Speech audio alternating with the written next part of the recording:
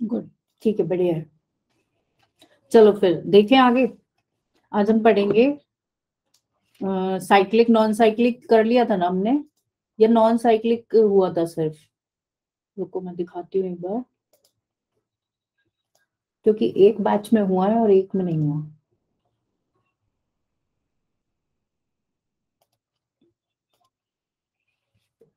देखो, ये कर लिया था हमने नॉन साइक्लिक, जेड स्कीम देख ली थी पूरी।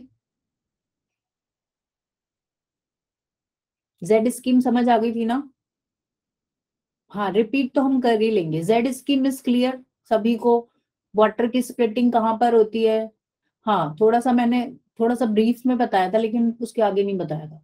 ठीक है, जेड स्कीम सबको क्लियर है? एक बार देखते हैं दोबारा से, फिर उसके आगे। जेड स्कीम से लिंक्ड है नॉन साइक्लिक, ये हमने पढ़ लिया था, है ना? ये प्रॉपर थी जो जेड स्कीम, इसी से लिंक्ड है हमारा। ये ऐसे बन रही है ना, ये जेड बन रहा है पिंक कलर वाला, देखो सब। ठीक है, ऐसे करके ये था जेड, इधर क्या था पी। चलो बताते जाओ फटाफट, नेक्स्ट पेज पे देखते हैं। फर्स्ट फोटो सिस्टम कौन सा होगा? बोलो।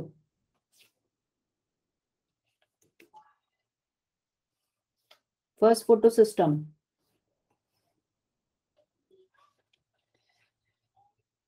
हाँ, सबने पढ़ के देखा ना? समझ आ गया सभी को? बढ़िया, बहुत बढ़िया बढ़िया बढ़िया। यहाँ से वंशिक है, यहाँ से, इधर से, पॉइंटर के पास से, PS2। हाँ जी, PS2 is P680 nanometre, very nice. ठीक है, यहाँ से इलेक्ट्रॉन स्टार्ट करेगा, ऊपर जाएगा इलेक्ट्रॉन एक्सेप्टर के पास, फिर डाउन द हिल वो ट्रेवल करके कहाँ मर्ज हो जाएगा finally? In PS1, that is P700, यानी कि 700 नैनोमीटर वाला ये वेवलेंथ एब्जॉर्ब करेगा। यहां से दूसरा इलेक्ट्रॉन जो निकलेगा वो फाइनली कहाँ कंक्लूड करेगा? बड़ा भाई छोटा भाई, ऐसे याद करा है तुमने, सही है। यहाँ ये कहाँ पे जाएगा फाइनली? PS1 का इलेक्ट्रॉन या NADPH में जाके मिक्स हो जाएगा। ठीक है, यहाँ पे क्या होता है बेसिकली? NADP+ का रिडक्शन होगा। सही है, इतना सबको आ गया? सही है, बहुत बढ़िया। ठीक है, और वाटर की splitting is related to PS1 और PS2। Water split, yes, PS2। Water split होके क्या रिलीज करेगा? ऑक्सीजन, और जो इलेक्ट्रॉन और प्रोटॉन्स निकलेंगे वो कहाँ जाएंगे? वो जाएंगे PS2 के अंदर, to maintain the electron balance. ठीक है, बढ़िया, सबको याद हो गया। सही है। तो बेसिकली अगर हम देखें यहाँ पे डाउन द हिल जो इलेक्ट्रॉन ट्रेवल करके रिलीज कर रहा था एनर्जी, वो किस लिए काम आ रही थी? वो एनर्जी अब काम आ रही थी हमारे ATP के फॉर्मेशन में, है ना? ठीक है, अब यही जो Z बना है, दिस प्रॉपर Z स्कीम, इसी को हम बोल देते हैं नॉन साइक्लिक फोटोफॉस्फोराइलेशन। ठीक है, NADPH कल बताया था ना साक्षी? कल वाली क्लास में तो आप थे, थी ना कल? NADPH क्या बताए थे? ये कोएंजाइम होता है बच्चे, कोएंजाइम कह लो या करियर कह लो, इलेक्ट्रॉन करियर। इलेक्ट्रॉन और प्रोटॉन, बेसिकली जब ये आगे किसी रिएक्शन में जाएगा ना, तो ये क्या करेगा? ये इलेक्ट्रॉन और प्रोटॉन को डोनेट करेगा एक तरीके से। ठीक है, किसी भी कंपाउंड को रिड्यूस करने के लिए आगे ये कहाँ जाएगा? ये बेसिकली आगे जाएगा डार्क साइकिल में, जो हम आज पढ़ेंगे अभी। ठीक है, डार्क फेज में चला जाएगा। ATP डार्क फेज में एनर्जी देगा, और NADPH क्या देगा वहां जाके? इलेक्ट्रॉन और प्रोटॉन, किसी भी प्रोडक्ट को रिड्यूस करने के लिए। ठीक है, आप तो थे कल वाली क्लास में। नॉन साइक्लिक फोटोफॉस्फोराइलेशन किसको बोलते हैं? बेसिकली जेड स्कीम को। फॉस्फोराइलेशन का मतलब बताओ? फॉस्फोराइलेशन का मतलब, ओके, नो प्रॉब्लम। ठीक है, अब समझ आ गया ना? अभी हम दोबारा देखेंगे, 3-4 बार जब बोलेंगे एक ही बात को तो फिर याद हो जाएगी। ठीक है ना? डार्क फेज स्ट्रोमा में होगी, हाँ जी, बिल्कुल सही बताया। फोटोफॉस्फोराइलेशन का क्या मतलब है? फॉस्फोराइलेशन का मीनिंग क्या होगा यहाँ पे? नॉन साइक्लिक फॉस्फोराइलेशन जो हमने लिखा है, इसका क्या मतलब हुआ? ओहो, ये तो गड़बड़ हो गया। रुको, ये तुम्हें पेज दिखेगा ही नहीं, ये ब्लू कलर से दिखाना पड़ेगा। जो मैंने तुम्हें पीडीएफ कल भेजा था उसमें कुछ ऐसा तो नहीं था कि दिख ही नहीं रहा हो, जो व्हाइट पेजेस पर बनाया था? कोई पेज ऐसा था जिसपे कुछ दिख नहीं रहा हो? कभी कभी ऐसा हो जाता है। ठीक है, चलो आगे देखते हैं।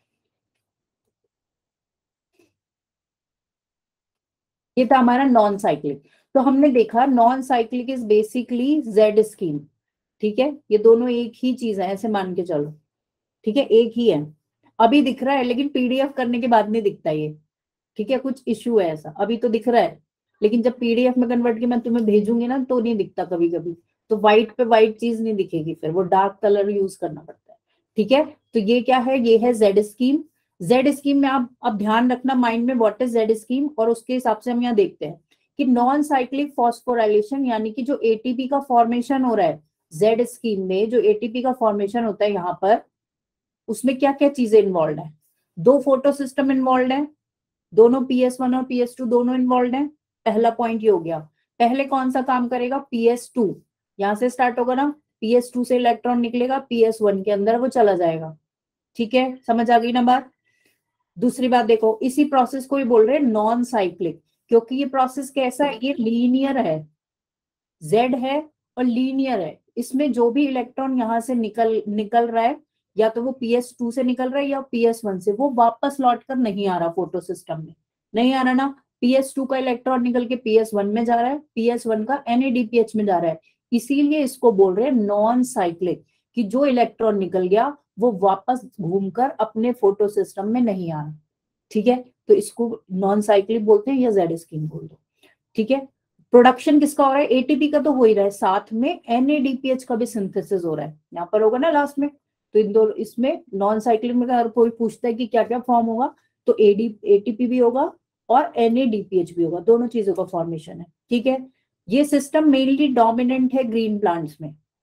ठीक है, अगर हम साइक्लिक की बात करें, नेक्स्ट उसमें देखेंगे नेक्स्ट स्लाइड में, तो cyclic is basically dominant in bacterias.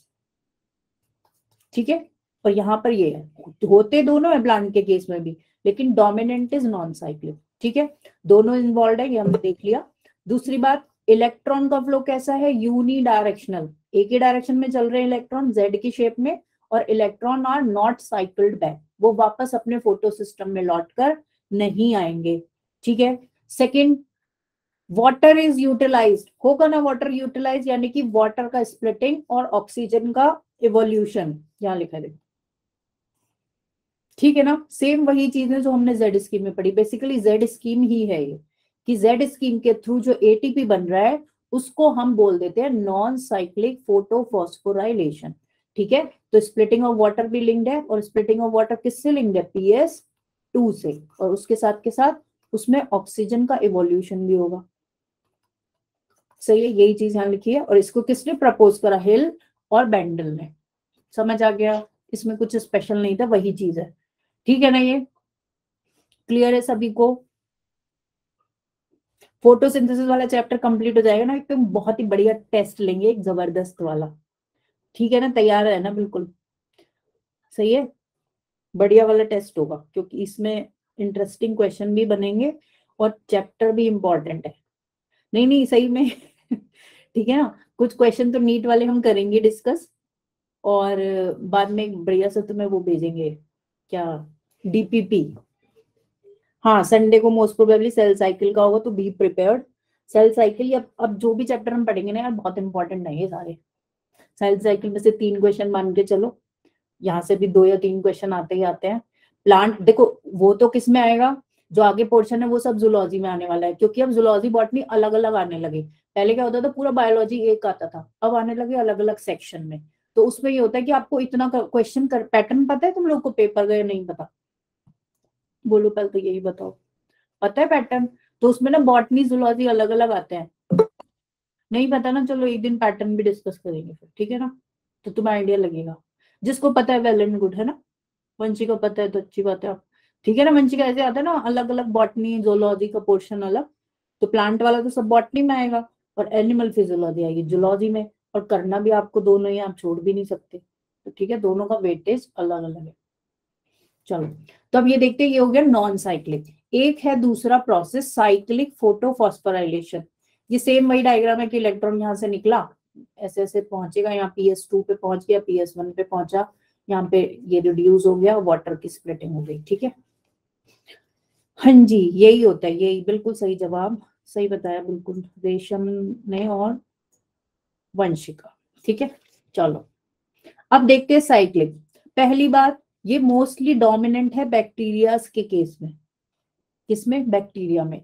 अब देखो साइक्लिक में क्या होगा, अभी तक हम जो देख रहे थे जेड स्कीम वो ऐसी थी पूरी, जो डायग्राम में नीचे देख रहे हो आप। ठीक है, लेकिन साइक्लिक फोटोफॉस्फोराइलेशन का मतलब है कि एटीपी का जो फॉर्मेशन हो रहा है वो साइक्लिक वे में जो प्रोसेस चल रहा है इलेक्ट्रॉन का। अभी तक इलेक्ट्रॉन कैसे फ्लो हो रहा था? जेड की शेप में, और यह हम बोलते हैं यूनिडायरेक्शनल। ठीक है, लेकिन अगर इलेक्ट्रॉन ऐसे ट्रेवल कर रहा है कि वो जिस फोटो सिस्टम से निकला उसी फोटो सिस्टम में घूम के वापस आ गया, तो इसको हम बोल देंगे साइक्लिक प्रोसेस। ठीक है, इलेक्ट्रॉन निकला और वहीं पर वापस आ गया। ये काम किस में हो रहा है? पहली बात तो फोटो सिस्टम 1 में। ठीक है, तो साइक्लिक फॉस्फोराइलेशन किससे लिंक्ड है? नहीं नहीं, ये मैंने शॉर्ट में बताया था, दोबारा से देख लो, कोई बात नहीं। अभी अभी किसी बच्चे ने बोल नहीं कराया, यही तो मैं पूछ रही थी। शॉर्ट में मैंने जल्दी में बताया होगा शायद। ठीक है, तो देख लेते हैं एक बार, खत्म ही हो गया, बस इतना ही है। ठीक है, हाँ, तो किसमें है ये बच्चों? PS1 में। इसमें बेसिकली क्या हो रहा है, जो PS1 से इलेक्ट्रॉन निकला वो आगे ना जाके NADPH को रिड्यूस ना करके क्या करता है, प्राइमरी एक्सेप्टर उसे एक्सेप्ट करेगा और ये वापस आ जाएगा। ठीक है, दूसरे कॉम्प्लेक्स में फेरेडॉक्सिन सेकेंड इलेक्ट्रॉन एक्सेप्टर, वो उसको एक्सेप्ट करेगा और उसके बाद ये दोबारा से जो इलेक्ट्रॉन ट्रांसपोर्ट सिस्टम वाला चेन था ना उसमें आ जाएगा। ठीक है, B6F कॉम्प्लेक्स में आएगा, दोबारा से PC के पास आएगा, प्लास्टोसियानिन के पास, और री एंटर कर जाएगा फोटो सिस्टम 1 में। ठीक है, और यहां पर अगर देखें तो हम क्या हुआ, यहाँ पर NADPH का फॉर्मेशन नहीं होगा। ठीक है, तो इंपॉर्टेंट पॉइंट यही है कि साइक्लिक फॉस्फोराइलेशन में NADPH का फॉर्मेशन नहीं होता। पहली बात तो ये हो गई। ठीक है, सिर्फ और सिर्फ ATP सिंथेसाइज होगा, उसमें दोनों हो रहे थे। थर्ड इंपॉर्टेंट पॉइंट है, ये कहाँ होगा? स्ट्रोमा लैमेली में। सही है, स्ट्रोमा लैमेली समझ गए ना? ऐसे क्या होता है, तो जो डिफरेंट ग्रैनम को कनेक्ट करता है वो हो गया स्ट्रोमा लैमेली। हाँ, मैंने पूरा नहीं बताया था, शॉर्ट में बता दिया था। ये होता है ना स्ट्रोमा लैमेली, क्लियर है? कहाँ पर होगा? ये जो बीच के ग्रैनम कनेक्ट करने के लिए लैमेलीज आर प्रेजेंट, इनमें होता है PS1 के थ्रू साइक्लिक फॉस्फोराइलेशन। ठीक है, तो बस इतनी 2-4 बातें याद रखनी है कि PS1 में होगा, सिर्फ ATP फॉर्म होगा, NADPH का फॉर्मेशन नहीं होगा, और स्ट्रोमा लैमेली में होगा। समझ नहीं आया? इतनी तो बातें बस इसमें डायग्राम में देखो ना, घूम फिर के क्या हो रहा है, फोटो सिस्टम 1 से जो इलेक्ट्रॉन निकला ना वो कहाँ जाता था? जेड स्कीम में तो वो ऐसे जाता था, यहां से निकल के PS1 से निकल के इधर चला जाता था ना, राइट साइड में। यहाँ बना है ना, देखो ग्रे में बना हुआ है, ग्रे वाला एरिया देखो, ग्रे वाला एरिया दिख रहा है। ग्रे वाला का मतलब है कि फोटो सिस्टम तो दोनों थे, लेकिन ग्रे का मतलब है इतना पोर्शन ये काम नहीं कर रहा। ठीक है, ऐसे इधर देखो, फोटो सिस्टम 2 काम नहीं कर रहा और इधर का सिस्टम काम नहीं कर रहा, सिर्फ बीच का पोर्शन काम कर रहा है। तो उस केस में क्या होगा, जो इलेक्ट्रॉन यहाँ से निकला फोटो सिस्टम 1 से वो वापस से जाएगा, वापस से एक्सेप्टर के पास जाएगा, और उसके थ्रू जो इलेक्ट्रॉन ट्रांसपोर्ट सिस्टम था, बीच में था ना डाउन हिल, ध्यान आ रहा है? डाउन हिल एक सिस्टम था ना, यहाँ पे क्या थे, प्लास्टोक्यूनॉन, और बीच में B6F कॉम्प्लेक्स था, और क्या था यहाँ पे, प्लास्टोसियानिन था। ठीक है, तो घूम के इलेक्ट्रॉन उस कॉम्प्लेक्स के अंदर चला जाएगा, इसको बोल देते हैं शंटिंग या शॉर्ट सर्किट। इलेक्ट्रॉन आगे ना जाके वापस से घूम के इसी सर्कल में आएगा, और जब ये वापस आएगा तो फोटो सिस्टम 1 के अंदर ही आ जाएगा घूम के। लेकिन बीच में क्या हुआ, जब ये डाउन द हिल आएगा, यहाँ से तो निकला था हाई एनर्जी के साथ, फोटो सिस्टम 1 से जब निकलेगा उसके पास होगी हाई एनर्जी, और जब वो डाउन द हिल ट्रेवल करेगा तो वो एनर्जी रिलीज करेगा, तो वही एनर्जी किस में काम आ जाएगी, फिर ATP के फॉर्मेशन में। ठीक है, और हमारा मेन पर्पस क्या है, ATP का फॉर्मेशन करना ही है। सही है, तो यहाँ पे ATP का फॉर्मेशन होगा, NADPH रिड्यूस नहीं होगा। एक तरीके से ये भी बोलते हैं कि ये इसलिए है ऐसा प्रोसेस, बेसिकली तो जेड साइकिल ही चलती है, नॉन साइक्लिक ही चलता है, लेकिन साइक्लिक तब रन करना पड़ता है प्लांट्स को when they need more ATP। ठीक है, तो लंबा प्रोसेस ना चला के वो जल्दी जल्दी एक ही साइकिल में घूमता रहेगा ना, तो इसलिए बोल देते हैं कि मोर एटीपी के केस में when the requirement is more, तब ये साइकिल ऑपरेट होती है। ठीक है, क्योंकि इतना लंबा प्रोसेस रन ना करके एक शॉर्ट साइकिल में उसी प्रोसेस को आप करते जाओ, इसके पीछे ये लॉजिक है। आगे देखे। हाँ ठीक है, बिल्कुल सही।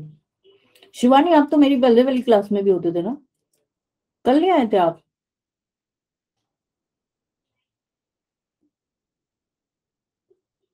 कल आए नहीं थे क्या फिर? कल मैंने ध्यान नहीं दिया। देखो यहाँ पे भी वही चीज बनी हुई है। ठीक है, यहाँ देखो यही लिखा है जो आप पूछ रहे हो, स्ट्रोमा लैमेली के क्या लैक कर रही है, PS2 नहीं है उसके अंदर, सिर्फ क्या है, स्ट्रोमा लैमेली के अंदर सिर्फ और सिर्फ PS1 है, और वहां पे क्या चलेगा, साइक्लिक फॉस्फोराइलेशन, साथ के साथ NADP रिडक्टेज एंजाइम भी नहीं है। ठीक है, तभी वहां पे NADPH का भी रिडक्शन नहीं हो रहा। अच्छा अच्छा अच्छा अच्छा, ठीक है ठीक है ठीक है, सही है। तो ये दो बातें समझ में आ गई। और ये क्या लिखा है, मेम्ब्रेन और lamellae of the granum. Granum की अगर हम बात करें तो उसमें PS1 और PS2 दोनों होते हैं, ये इंपॉर्टेंट चीज है, ये ध्यान रखना, यहीं से आते हैं क्वेश्चन निकल निकल के कि किसके अंदर क्या है, कहाँ पे लोकेशन है। ठीक है, तुम लोग उस पे देख लेना बच्चे, रिकॉर्डिंग में देख लेना। ठीक है, ये तो साइक्लिक हुआ ना, देखो ये साइक्लिक ही तो हुआ, येलो वाला एरो देखो, इलेक्ट्रॉन यहाँ से निकला, फिर वापस से घूम के इधर आ गया, और फिर अंदर चला जाएगा फोटो सिस्टम के। नीचे लिखा है ना देखो, साइक्लिक ही तो हुआ है, येलो वाले एरोस देखो आप, यहाँ पे NADPH के पास नहीं जा रहा, अदरवाइज ये कहाँ जाता है, इधर जाता ना NADPH के पास, लेकिन ये इधर ना जाके कहाँ चला गया, वापस चला गया साइकिल में। ठीक है, ये प्रोसेस यहाँ पर नहीं चलेगा, इधर नहीं जाएगा, ये साइक्लिक हो गया। नॉन साइक्लिक सिंपली ऐसा याद रखो कि वो Z स्कीम ही है, कुछ डिफरेंस नहीं है उसमें, सेम वही है। ठीक है, अगर हम ATP के रेफरेंस में बात कर रहे हैं तब हम चीजों को दो तरीके से देख रहे हैं, साइक्लिक और नॉन साइक्लिक। मेन जो स्कीम है लाइट फेज का जो मेन स्कीम है वो क्या है, वो Z स्कीम है। ठीक है, ये एक अलग टॉपिक हो गया। दूसरा टॉपिक है कि ATP कैसे कैसे बन रहा है, तो उसमें दो तरीके हैं, साइक्लिक और नॉन साइक्लिक। ठीक है, साइक्लिक ये जो आपको दिख रहा है, और नॉन साइक्लिक क्या है, Z स्कीम। ठीक है ना, कंफ्यूज नहीं होना, थोड़ा सा है कंफ्यूजिंग, लेकिन पढ़ते जाओ बस। सही है, आगे देखते हो चलो। ये डिफरेंस दिया है, अब इसको बार बार नहीं देखते, इसको पढ़ के देख लेना, कोई प्रॉब्लम होगी नेक्स्ट क्लास में पूछ लेना, सब कुछ वही लिखा हुआ है जो हम बार बार डिस्कस कर रहे हैं। ठीक है, एक होता है देखो रेड ड्रॉप इफेक्ट और एनहांसमेंट इफेक्ट, ये वैसे एनसीईआरटी में नहीं दिया हुआ, इसका मतलब ये है कि रेड ड्रॉप इफेक्ट उसे बोल देते हैं जब प्लांट को जो वेवलेंथ हम दे रहे हैं या लाइट हम जो प्रोवाइड कर रहे हैं उसका जो वेवलेंथ है वो 700 नैनोमीटर है या 680 से ज्यादा है। ठीक है, हमने क्या देखा था, रेड और blue light maximum absorption show कर रही है, और मैक्सिमम एब्जॉर्प्शन हो रहा है तो मैक्सिमम फोटोसिंथेसिस हो रहा है ब्लू और रेड लाइट में। लेकिन जैसे ही 600 नैनोमीटर से ज्यादा की वेवलेंथ आएगी, प्लांट का जो फोटोसिंथेसिस का रेट है ना वो एकदम से डिक्रीज हो जाता है। जैसे हम ग्राफ ऐसे बनाते थे, ऐसे था ना वो ग्राफ, ऐसे करके था, तो यहाँ पे क्या होता है, शार्प डिक्रीज होगा। ऑक्सीजन का जो इवोल्यूशन है प्लांट के केस में, वो हमने देखा स्टडीज के थ्रू कि वो शार्प डिक्रीज हो गया अगर 680 नैनोमीटर से ज्यादा की लाइट आ रही है। ठीक है, तो उस केस में क्या बोलते हैं, उसको बोलते हैं red drop effect. Quantum yield क्या होगी, डिक्रीज हो जाएगी ड्रामेटिकली, शार्प डिक्रीज। ठीक है, इसको बोलते थे रेड ड्रॉप इफेक्ट, बस इतना याद रखना है। बाहर का पोर्शन है, सिर्फ बताने के लिए बता रहे हैं कि इन केस आ जाए, वैसे बाहर से आ नहीं रहा आजकल, सिर्फ वही चीजें आ रही है जो एनसीईआरटी में दी होती है। ठीक है, और एग्जाम में भी स्कूल में भी नहीं रिक्वायर्ड है। दूसरा है एनहांसमेंट इफेक्ट, इसमें बोलते हैं कि अगर हमने अभी ये बोल रहे ना कि रेड से ज्यादा की लाइट दे दी तो ड्रॉप हो जाएगा, लेकिन अगर इन्होंने क्या करा, रेड के साथ साथ फार रेड लाइट दी, मतलब रेड वाली भी दे रहे हैं, 680 वाली भी नैनोमीटर वाली वेवलेंथ भी दे रहे हैं, और 680 से ज्यादा भी दे रहे हैं, दोनों को दे रहे हैं ऑल्टरनेट, एक बार रेड लाइट एक बार फार रेड लाइट, यानी कि एक बार 680 नैनोमीटर की लाइट एक बार 680 नैनोमीटर से ज्यादा की लाइट। अगर दोनों को साथ साथ दे रहे हैं तो ये देखते हैं कि एडिशन हो जाता है, एडिशनल इफेक्ट, तो उस केस में बोलते हैं कि क्वांटम यील्ड पहले से भी ज्यादा इंक्रीज हो गई। ठीक है, और इसी चीज को बोल दिया इन्होंने एनहांसमेंट। जो काम अकेला रेड भी नहीं कर पा रहा था वो दोनों मिलके कर देते हैं। ठीक है, मान लो रेड में कितना था, इतना इंक्रीज था, लेकिन हमने जब मिक्स करके थी रेड और फार रेड, तो उस केस में क्या हुआ, जो यील्ड था वो बहुत ज्यादा हो गया, डबल हो गया ऑलमोस्ट। ठीक है, तो इसको बोल देते हैं एनहांसमेंट इफेक्ट। सही है, मिक्सचर हो गया हाँ एक तरीके से।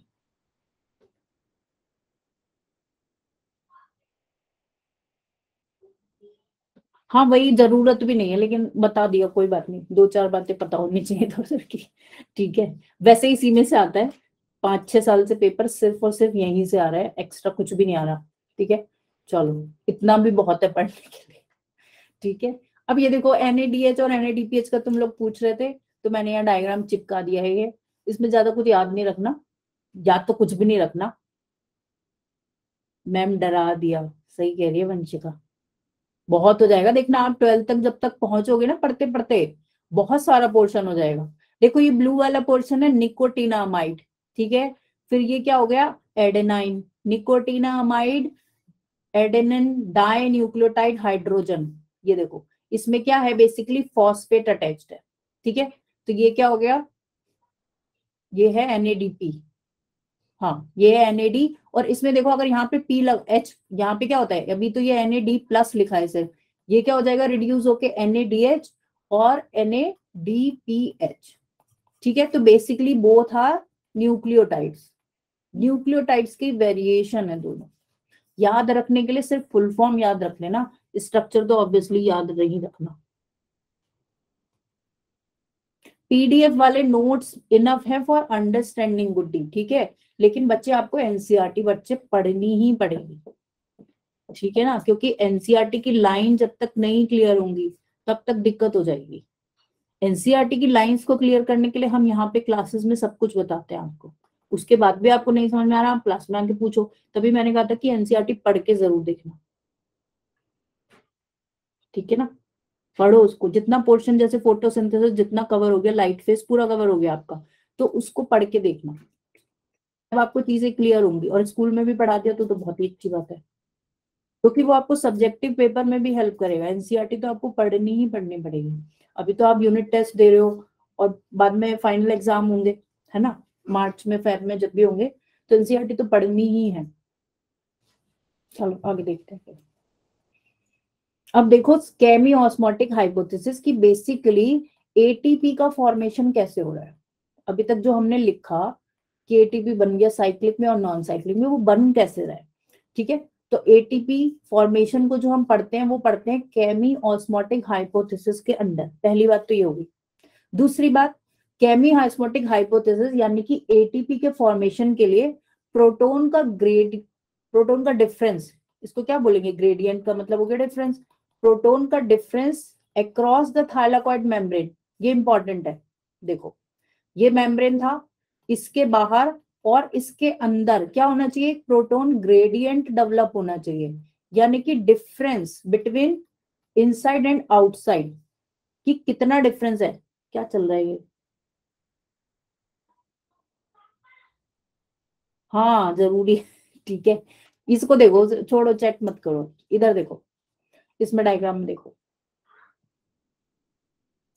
ये देखो, अभी तक हमने क्या देखा कि हमारा कोई भी काम हो रहा था, जैसे कौन सा, वाटर की स्प्लिटिंग, ठीक है, वाटर स्प्लिट, NaDPH का रिडक्शन, ठीक है, और साथ के साथ इलेक्ट्रॉन ट्रांसपोर्ट सिस्टम, जो इसमें क्या हो रहा था, इलेक्ट्रॉन ट्रेवल कर रहा था डाउन द हिल, ये सभी काम जो हो रहे थे ना, इन तीनों कामों की वजह से प्रोटोन ग्रेडियंट, यानी कि प्रोटोन का कंसंट्रेशन मेम्ब्रेन के अक्रॉस, कौन सा मेम्ब्रेन, ये थाइलाकॉइड मेम्ब्रेन, इसके अंदर और इसके बाहर क्या हो रहा था, डिस्टर्ब हो रहा था।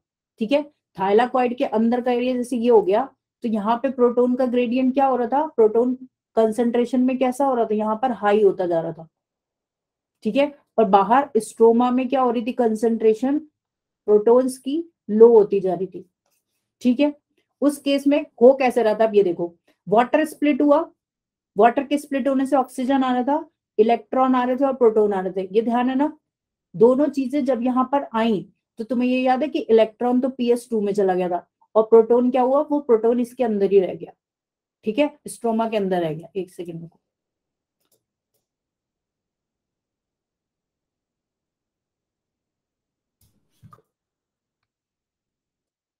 ठीक है।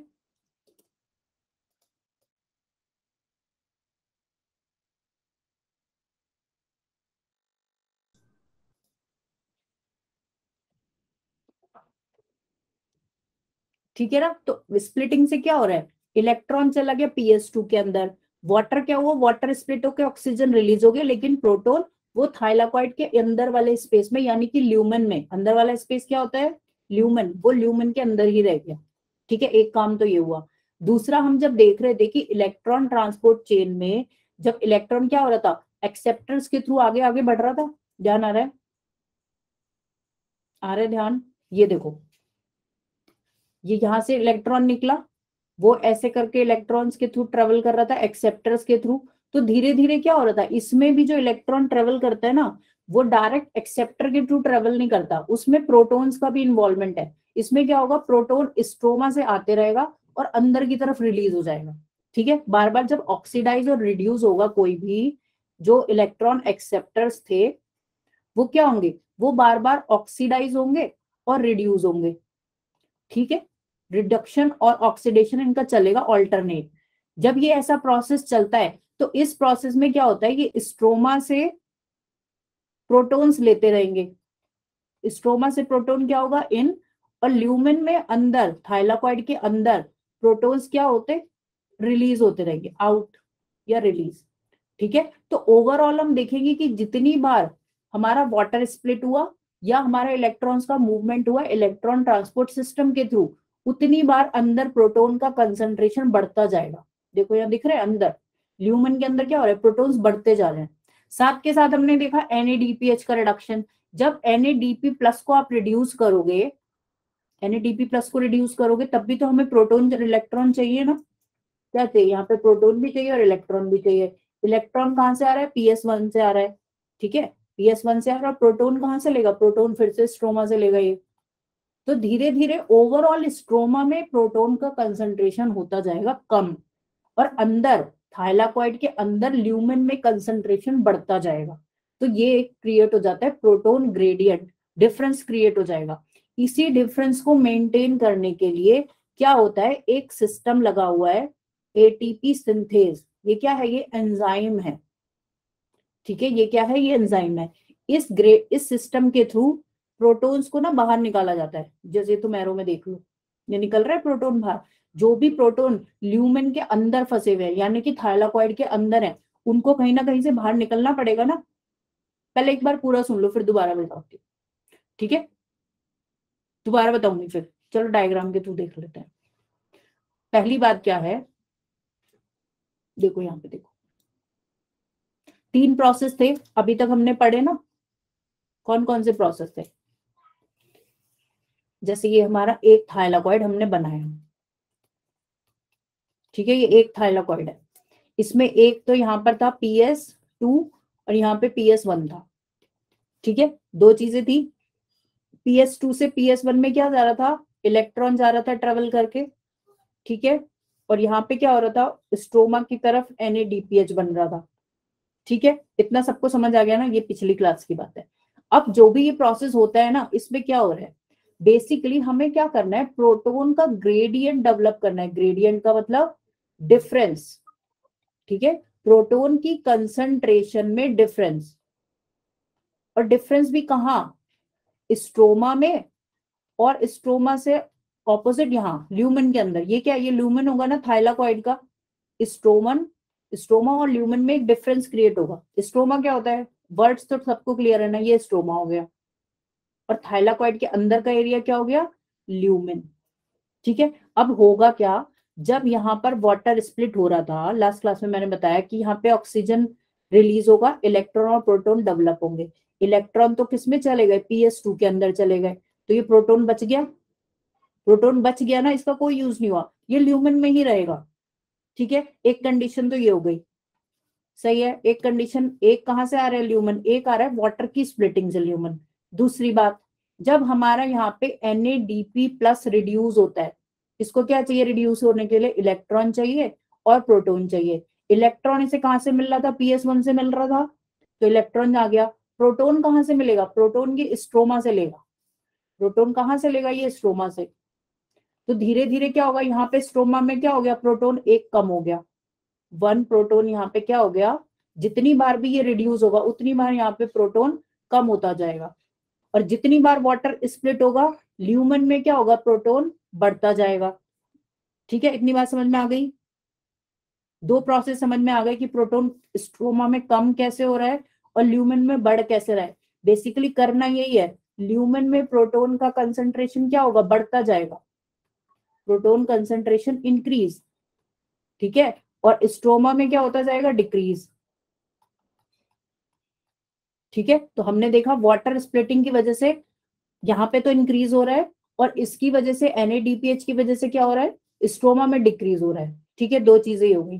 थर्ड पॉइंट देखो, जब यहां से इलेक्ट्रॉन ट्रेवल करता है PS2 से PS1, करता है ना ट्रेवल, हाँ, स्ट्रोमा में लो और ल्यूमेन में हाई। ठीक है, अब थर्ड पॉइंट क्या है, थर्ड ये है कि जब भी PS2 से PS1 यानी कि इलेक्ट्रॉन ट्रांसपोर्ट सिस्टम पूरा चलेगा, तो हमने यहाँ देखा था क्या होते थे, यहाँ पे इलेक्ट्रॉन एक्सेप्टर्स थे ना, इलेक्ट्रॉन एक्सेप्टर्स थे इनको एक्सेप्ट करने के लिए और आगे आगे भेजने के लिए। तो जब भी ये इलेक्ट्रॉन एक्सेप्टर इलेक्ट्रॉन को एक्सेप्ट करेगा ना, तो ये भी प्रोटॉन के साथ ही करेगा। ठीक है, तो हर बार ये क्या लेगा, ये हर बार स्ट्रोमा से एक एक प्रोटीन लेता जाएगा। ठीक है, समझ आ गई बात, यहां से लेगा और जब यहाँ पे नेक्स्ट एक्सेप्टर को पास ऑन करेगा इलेक्ट्रॉन, यहाँ पे तीन तीन है बेसिकली, 1 2 और 3, 3 एक्सेप्टर्स का होता है। एक हमने देखा था प्लास्टोक्यूनॉन, एक होता है प्लास्टोसियानॉन, बीच में एक कॉम्प्लेक्स फियोफाइटिन भी होता है, कल किसी बच्चे ने भी बोला था। ठीक है, ऐसे बहुत सारे होते हैं, लेकिन जो मेन कॉम्प्लेक्स है वो 3 है।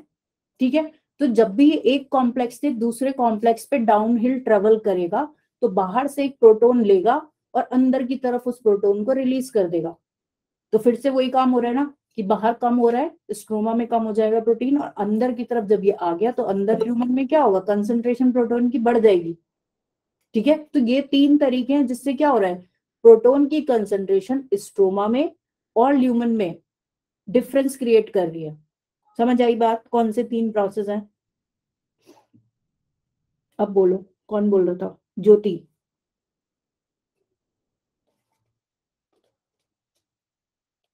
ज्योति, समझ आया। देखो यहाँ पे भी वही चीज लिखी है, प्रोटोन का accumulation towards the inner side, अंदर की तरफ ल्यूमेन में बढ़ेगा, स्ट्रोमा में कम होगा। पहला पॉइंट तो यही है। कौन से 3 तरीकों से होगा ये सब काम, वाटर की स्प्लिटिंग से, दूसरा NADPH के रिडक्शन से, और इलेक्ट्रॉन ट्रांसपोर्ट सिस्टम के थ्रू। ठीक है, 3 तरीकों से हमारा डिफरेंस हो गया, स्ट्रोमा में कम होते जा रहे हैं, ल्यूमेन में बढ़ते जा रहे हैं। अब इस बैलेंस को मेंटेन करने के लिए दोबारा से वही काम, क्या होगा, यहाँ पर एक सिस्टम होता है, मेम्ब्रेन में ही एक सिस्टम बना हुआ है। ये एक एंजाइम है जिसे हम बोलते हैं ATP सिंथेज। ठीक है, ये ATP सिंथेज के थ्रू सारे ये प्रोटॉन्स बाहर निकलने की कोशिश करेंगे। ठीक है, प्रोटॉन डायरेक्टली क्रॉस करके थाइलाकॉइड की मेम्ब्रेन को नहीं आ सकता, पहली कंडीशन तो यही है। हाँ मिलेगी बेटा, मिलेगी। ठीक है, प्रोटॉन जैसे अंदर जा रहे थे, किसी के थ्रू ही जा रहे थे ना, तो ऐसे ही प्रोटॉन अंदर से बाहर नहीं आ सकता कि थाइलाकॉइड की मेम्ब्रेन क्रॉस करे और वो आ जाए, ऐसा नहीं है। उसे चाहिए एक पंप। ठीक है, एक वो चाहिए, चैनल चाहिए, प्रॉपर प्रोटीन चैनल। तो कौन दे रहा है उसको, वो ATP सिंथेज दे रहा है। इसके थ्रू क्या होंगे, सारे प्रोटॉन्स एक एक करके ल्यूमेन से स्ट्रोमा की तरफ आने शुरू होंगे। ठीक है, और जब ये बाहर आएंगे इस सिस्टम के थ्रू, तो यहाँ पर एक पंप ऑपरेट होगा, यहाँ पर एक सिस्टम चलेगा जिसकी वजह से ATP का फॉर्मेशन होगा। बस इतनी सी बात है। ठीक है, जब यहाँ पे ये पास ऑन होंगे तो कोई सिस्टम जनरेट होता है, उस सिस्टम में एनर्जी निकलती है। ठीक है, उस सिस्टम से क्या होगा, उस सिस्टम से एनर्जी क्रिएट होगी, और उस एनर्जी के थ्रू क्या होता है, एक एक करके ADP, अंदर नहीं बनेगा, ये बाहर ही बनेगा, एक एक करके क्या होता रहेगा, धीरे धीरे यहाँ पे ADP और इनऑर्गेनिक फॉस्फेट कंबाइन होते रहेंगे एनर्जी के थ्रू, और ATP का फॉर्मेशन होता रहेगा। ठीक है, इतना सा बात है ये। अब दूसरी बात, ये ATP सिंथेज जो एंजाइम है बेसिकली रिस्पॉन्सिबल है फॉर फॉर्मेशन ऑफ ATP, इसका स्ट्रक्चर देख लो थोड़ा सा। एनसीईआरटी में दिया हुआ है, ऐसा कुछ स्ट्रक्चर होता है। ठीक है, तो ये क्या पोर्शन है, ये है स्ट्रोमा। तो बेसिकली अगर हम देखें तो एटीपी के फॉर्मेशन के लिए पहला रिक्वायरमेंट क्या है, प्रोटॉन ग्रेडियंट को डेवलप करना। ठीक है, जो जेड स्कीम के थ्रू डेवलप हो ही रहा है। सही है, ये स्ट्रोमा पोर्शन हो गया, ये अंदर का हो गया ल्यूमेन। नहीं, ये ल्यूमेन होगा ना, अब मैंने उल्टा लिख दिया, क्योंकि ये क्या लगा हुआ है, ये लगा हुआ है आपका एटीपी सिंथेस। ठीक है, ये क्या स्ट्रक्चर है, ये है पूरा एटीपी सिंथेस। ठीक है, ये है अंदर का ल्यूमेन एरिया, यहाँ पे कंसेंट्रेशन है हाई, तो यहां से एक एक करके जब एच अंदर आएगा, और अंदर के बाद ये एच तो इधर रिलीज हो गया, लेकिन ये देखो रोटेट करने के लिए ऐसे एरो बना हुआ है गोल ऐसे करके, ये सिस्टम रोटेट होता है। सिंथेस एंजाइम में कुछ ऐसा सिस्टम है कि इस सिस्टम का कुछ कॉन्फ़िगरेशन चेंजेस होंगे, कन्फर्मेशनल और कॉन्फ़िगरेशन में कुछ चेंजेस होंगे, उस चेंजेस की वजह से जो एनर्जी रिलीज होगी उससे एडीपी और पीआई क्या होंगे, कंबाइन होंगे और एटीपी का फॉर्मेशन होगा। ठीक है, ओवरऑल प्रोसेस यही है। दूसरी बात यह है कि एटीपी सिंथेस में दो पार्ट होते हैं, एक होता है CF0 और एक होता है CF1। ठीक है, CF0 ये है ऊपर वाला पोर्शन जो किसमें एम्बेडेड है, जो थाइलाकोइड मेम्ब्रेन में लगा हुआ है। ठीक है, और ये क्या बना रहा है, ट्रांस मेम्ब्रेन चैनल बना रहा है। ठीक है, ट्रांस मेम्ब्रेन चैनल क्या होता है, जो पूरी मेम्ब्रेन को क्रॉस कर देगा चैनल, कोई भी प्रोटीन चैनल। ठीक है, तो यहाँ से क्या होंगे, यहाँ से H+ अंदर अंदर आते जाएंगे। ठीक है, यहाँ से निकलेंगे, तो ये हो गया ट्रांस मेम्ब्रेन चैनल CF0। सही है, दूसरा होता है पोर्शन CF1 जो स्ट्रोमा की तरफ है, बाहर की तरफ है। ठीक है, ये क्या होगा, इसमें बेसिकली कॉन्फ़िगरेशन चेंजेस होंगे CF1 में, और जब CF1 रोटेट होगा तो इसमें चेंजेस के साथ साथ एनर्जी रिलीज होगी जो कंबाइन करेगी इन दोनों को और एटीपी का फॉर्मेशन हो जाएगा। ठीक है, पूरा प्रोसेस कैसे होता है, एटीपी सिंथेस कैसे रन करता है, वो आउट ऑफ द सिलेबस चीज है। आपको याद क्या रखना है, यहाँ से क्वेश्चन आया हुआ है कि CF0 और CF1 क्या है और ये कहाँ पे लगे होते हैं और क्या इनसे प्रोसेस हो रहा है। और देखा जाए तो यहाँ पे बेसिकली डिफ्यूजन ही हो रहा है ना, हाई कंसेंट्रेशन से प्रोटॉन कहाँ ट्रेवल कर रहे हैं, लो कंसेंट्रेशन की तरफ कर रहे हैं ना। हाई कहाँ थी, ल्यूमेन में, और बाहर आ रहे हैं कहाँ, स्ट्रोमा की तरफ। ठीक है, और डिफ्यूजन में भी हम इसको बोलेंगे कौन से टाइप का डिफ्यूजन है, फैसिलिटेटेड डिफ्यूजन। फैसिलिटेटेड डिफ्यूजन पढ़ा था ट्रांसपोर्ट वाले चैप्टर में। फैसिलिटेटेड डिफ्यूजन किसके थ्रू होता है, प्रोटीन चैनल के थ्रू, उसको एक फैसिलिटी चाहिए, वो मेम्ब्रेन को डायरेक्ट क्रॉस नहीं कर सकता कोई भी मॉलिक्यूल, तो जब वो किसी चैनल के थ्रू आ रहा है, अब किसके थ्रू आ रहा है, CF0 के थ्रू आ रहा है, तो जब चैनल के थ्रू क्रॉस करता है तब उसको बोलते हैं फैसिलिटेटेड डिफ्यूजन। समझ आ गई इतनी बात, अब पूछो क्या डाउट है, समझ आया नहीं आया,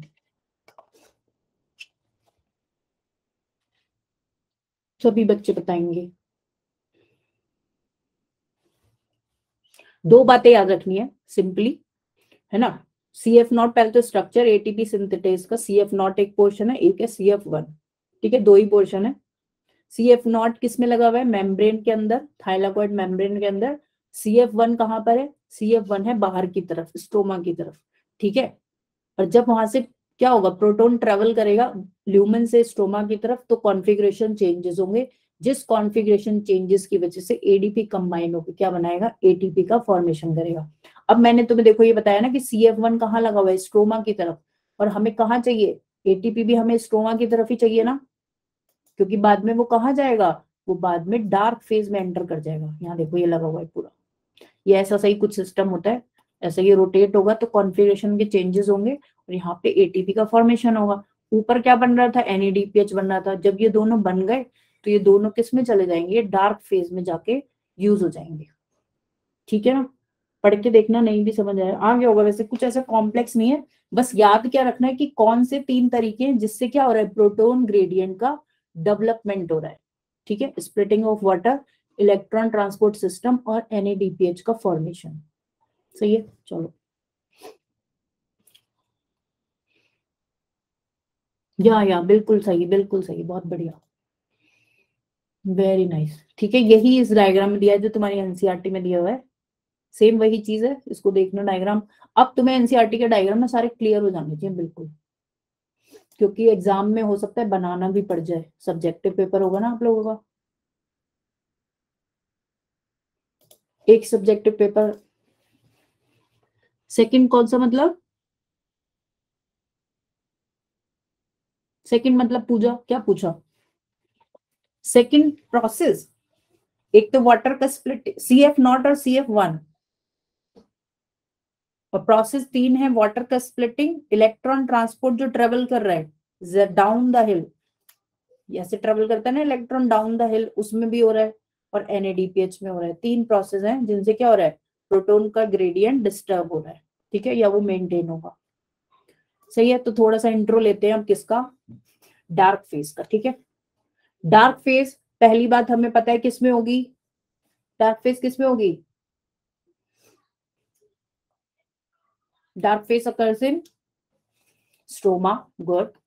किसको क्या बोलते थे हम, और कार्बन रिएक्शंस भी बोलते थे ना, क्योंकि इसमें ही बेसिकली कार्बोहाइड्रेट या शुगर का फॉर्मेशन होगा, ठीक है, हाँ स्ट्रोमा में होगी, ठीक है ना।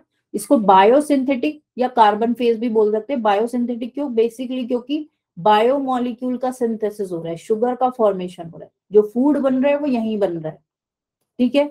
सेकेंड इंपॉर्टेंट पॉइंट था कि बायोसिंथेटिक फेज को या डार्क फेज को रन करने के लिए क्या चाहिए, ATP चाहिए और NADPH चाहिए।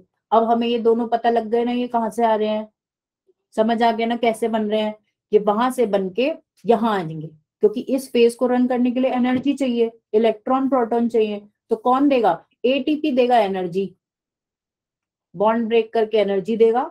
NADPH क्या देगा, इलेक्ट्रॉन और प्रोटॉन्स देगा, किसी भी कार्बन को रिड्यूस करने के लिए, ठीक है। अभी हम आगे देखेंगे प्रोसेस में। पहली बात, थोड़े से इंट्रोडक्टरी पॉइंट्स देखते हैं इसकी, ये तुमने बता दिया, सबको पता है कि स्ट्रोमा में होगा।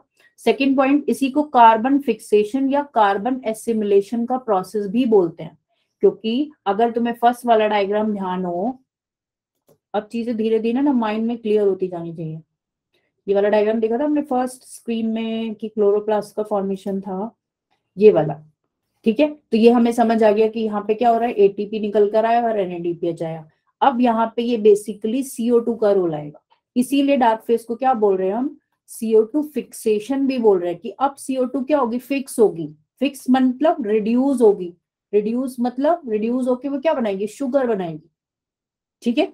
या हम बोल सकते हैं CO2 एसिमिलेशन, एसिमिलेशन का भी यही मतलब है कि वो एसिमिलेट यानी कि मिल्क क्या बनाएगा, एक कंपाउंड बनेगा, बिगर मॉलिक्यूल ऑर्गेनिक कंपाउंड बनेगा, ठीक है, जो कि फाइनली क्या होगा, शुगर होगा। सही है, चलो।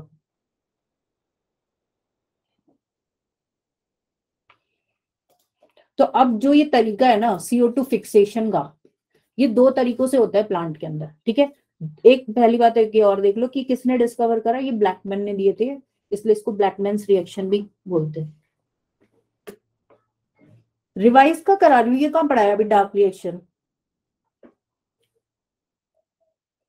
रिवाइज थोड़ी कर रहे हैं, अभी पढ़ा नहीं ना हमने डार्क फेस, ठीक है ना सान्या, आप तो आए थे कल की क्लास में, ठीक है। तो इसको ब्लैकमैन रिएक्शन भी बोल देते हैं।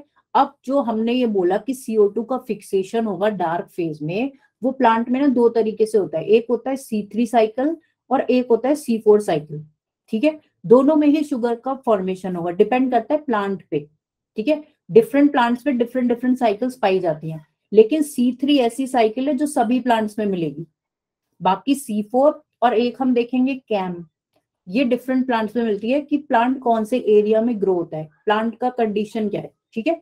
C3 is common for all the plants. अब दो देखो, C3 जो साइकिल है उसको ही हम बोलते हैं केल्विन साइकिल, क्योंकि ये किसने दी थी, मेल्विन केल्विन ने, तो उनके नाम पर Calvin cycle, kelvin pathway, C3 pathway या C3 साइकिल भी बोल देते हैं।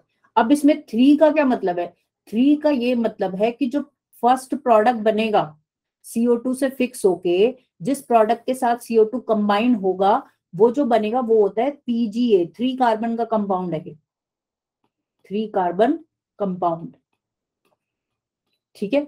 इस साइकिल में जो पहला प्रोडक्ट बनेगा उसके अंदर कितने कार्बन होंगे, 3, ठीक है। सिमिलरली C4 के केस में जो फर्स्ट प्रोडक्ट बनता है वो 4 कार्बन का होता है, इसलिए उसको 4 बोल देते हैं, C4, वो 4 कार्बन कंपाउंड होगा,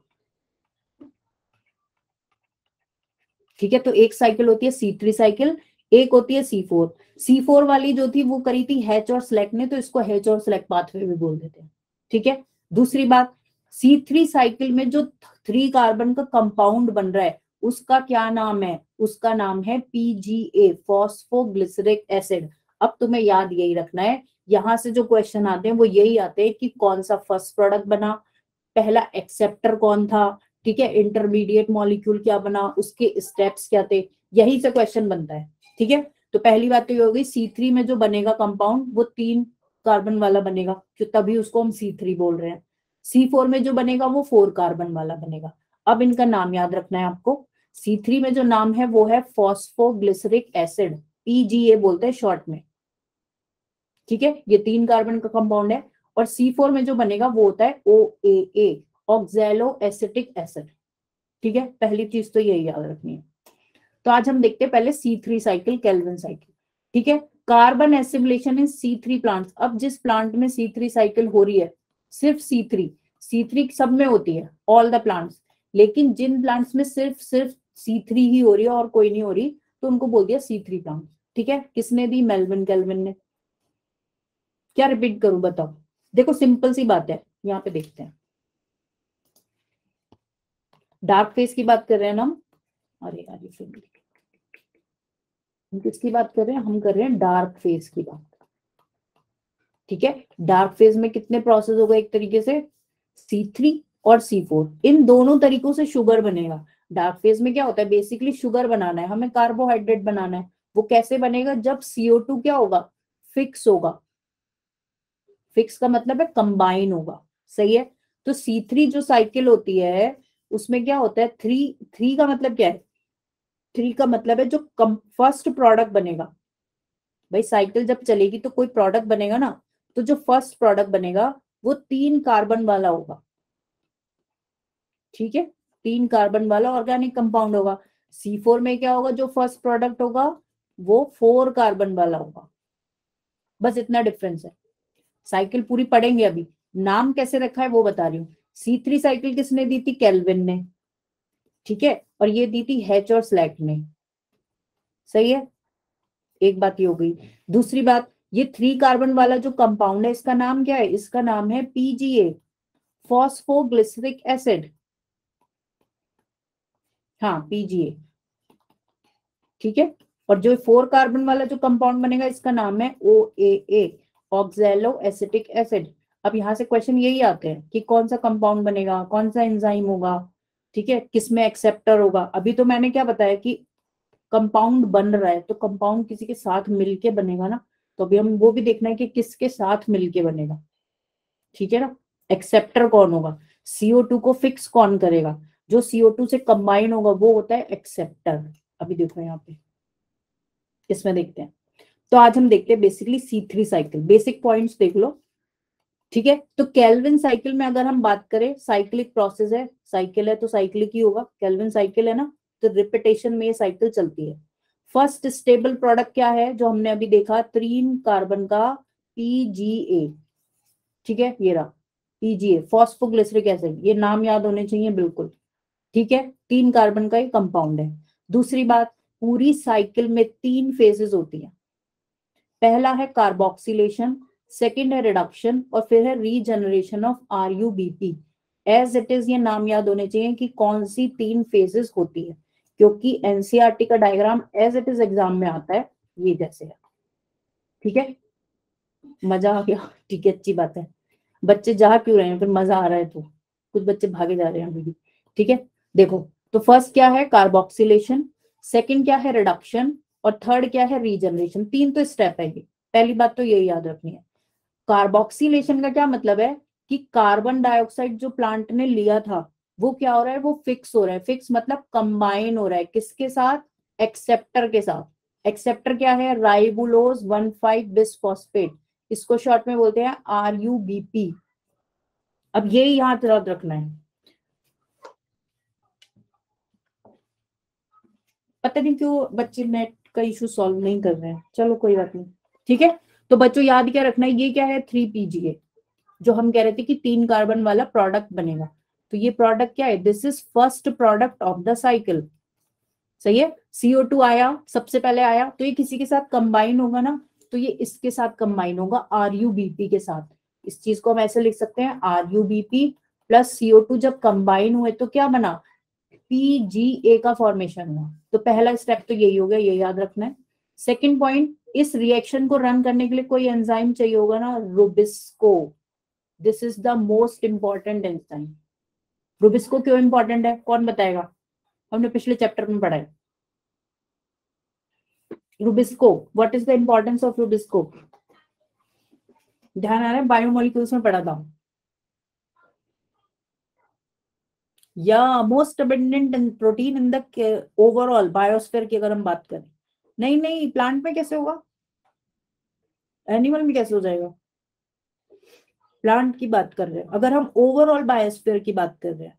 हाँ, इन बायोस्फीयर, ठीक है ना। प्लांट के केस में मतलब प्लांट के तो है ही ऑब्वियसली, ज्यादा है प्लांट स्पीशीज, और अगर हम एनिमल के केस में बात करते थे तब क्या था,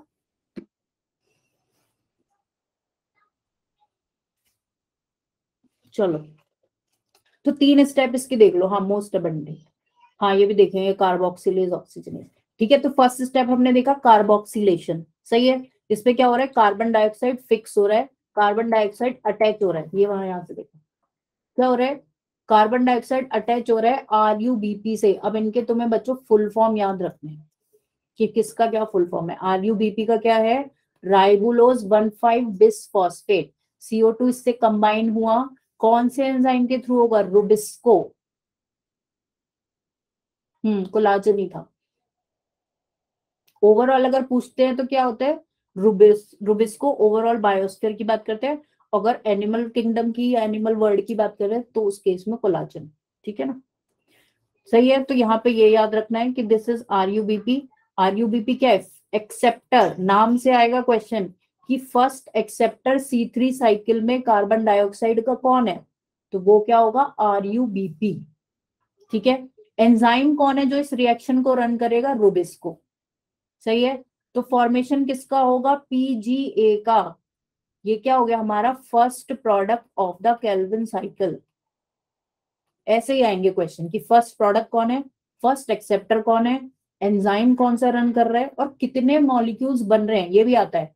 तो कितने मॉलिक्यूल बनेंगे, 2 मॉलिक्यूल। 2 कैसे बनेंगे, अब तुम ये देखो, रुबिस्को जो ये कंपाउंड है ना, ये 5 कार्बन है, रुबिस्को नहीं, RuBp। RuBp जो कंपाउंड है ना, वो कितना है, वो 5 कार्बन का कंपाउंड है। उससे कौन कंबाइन हुआ, CO2। CO2 में कितना कार्बन है, 1। तो ओवरऑल कितने कार्बन का कंपाउंड हो गया, PGA 6 का होना चाहिए ना, लेकिन ये एक ना बन के ये 2 मॉलिक्यूल बनेंगे। 2 मॉलिक्यूल बनेंगे, क्योंकि एक मॉलिक्यूल में कितने होते हैं, 3 ही मॉलिक्यूल होते हैं, 3 कार्बन कंपाउंड है ना, तो ये 6 ओवरऑल ऐसे ना बन के ब्रेक होता है। समझ आ गई बात, समझ आई। ठीक है, तो 2 मॉलिक्यूल्स का फॉर्मेशन होगा PGA में। सही है। सेकंड स्टेप है रिडक्शन। सेकंड क्या है, रिडक्शन। अब जो ये केमिकल कंपाउंड तुम्हारा बना है, ये वाला 3-फॉस्फोग्लिसरिक एसिड, इसमें क्या होगा, मल्टीपल रिएक्शंस होंगे, मल्टीपल इंटरमीडिएट्स बोल लो, मल्टीपल इंटरमीडिएट्स बनेंगे, जिसको हम फेज का बोलते हैं रिडक्शन। रिडक्शन फेज के थ्रू मल्टीपल इंटरमीडिएट्स बनते रहेंगे, और फाइनली किसका फॉर्मेशन होगा, ट्रायोज फॉस्फेट का। ये ट्रायोज फॉस्फेट फाइनली हमारा सुक्रोज, स्टार्च या ग्लूकोज का फॉर्मेशन करेगा। ठीक है, रिडक्शन वाले, क्यों क्या हो गया सान्या, इशू बताओ पहले, इशू बताओ। 8 बज गए इसलिए, दूसरी क्लास है क्या, नहीं फिर मैं नेक्स्ट क्लास में इसको कंटिन्यू करूंगी। अच्छा बाहर जाना है, ठीक है, तो 2 मिनट रुक सकते हो तो रुक जाओ, बस ये खत्म ही हो गया, फिर मैं नेक्स्ट क्लास में करूंगी। ठीक है, इस स्टेप में क्या होता है, अदरवाइज यू कैन लीव। ठीक है, इस स्टेप में क्या होगा, रिडक्शन में बेसिकली ATP और NADPH का इन्वॉल्वमेंट होगा। अभी तक हमने ये नहीं देखा ना कि ATP NADPH कहाँ आएंगे, वो यहाँ आएंगे। ठीक है, यहाँ पे दोनों रिड्यूस होंगे और 3 PGA कन्वर्ट हो जाएगा ट्रायोस फॉस्फेट में, जो मल्टीपल साइकिल्स के थ्रू दोबारा से क्या बनाएगा, फाइनली ग्लूकोज का फॉर्मेशन करेगा। ठीक है, थर्ड स्टेप होता है यहाँ पे रीजनरेशन। रीजनरेशन का मतलब है RuBp दोबारा से क्रिएट होगा, जो यहाँ पे यूज हो गया था ना, वो क्या होगा, रिक्रिएट होगा। क्योंकि क्या करना है, दोबारा से साइकिल को रन करने के लिए उसको मॉलिक्यूल का होना जरूरी है, तो ये रीजनरेट होगा और दोबारा से नेक्स्ट साइकिल के लिए प्रेजेंट अवेलेबल हो जाएगा। लेकिन रीजनरेशन में एक एटीपी का कंजम्पशन और होगा। तो देखा जाए तो यहाँ पे भी एटीपी कंज्यूम हो रहा है, सेकेंड स्टेप में रिडक्शन में और रीजनरेशन में भी एटीपी का यूज होता है। सही है, तो दोनों बातें यहाँ पर हो गई। तो बेसिकली आज के लिए तुम बस इतना देख लो कि 3 स्टेप्स हैं। कार्बोक्सिलेशन जिसमें कार्बन फिक्स होगा, कार्बन डाइऑक्साइड यूज होगा। सेकेंड है रिडक्शन, रिडक्शन में क्या होता है, इंटरमीडिएट्स बनेंगे और इंटरमीडिएट्स बनने के बाद फाइनली शुगर का फॉर्मेशन होगा। और third step is regeneration of RuBP। ठीक है, यहीं तक देखते हैं, क्योंकि इसके बाद थोड़ा सा देखेंगे कितने नंबर ऑफ मॉलिक्यूल्स बने। नेक्स्ट क्लास में मोस्ट प्रोबेबली खत्म हो जाएगा। एक और क्लास है ना अभी, अब तुम्हारी शायद सैटरडे को होगी, सैटरडे तक ओवर।